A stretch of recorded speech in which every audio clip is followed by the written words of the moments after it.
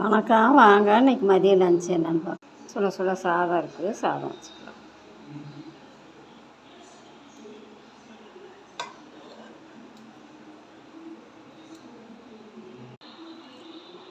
குழம்பு பாருங்கள், சவுசவு போட்டு சாம்பார் தான் வச்சுருக்கேன். சாம்பார் ஊற்றி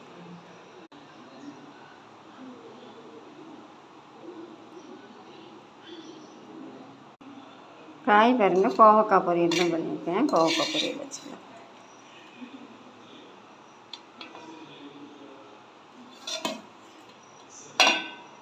அடுத்து பாருங்கள், முளைக்கட்டின பாசி பயிர் தாளித்து வச்சுருக்கேன். வெங்காயம் வரமிளகா போட்டு வச்சுக்கலாம்.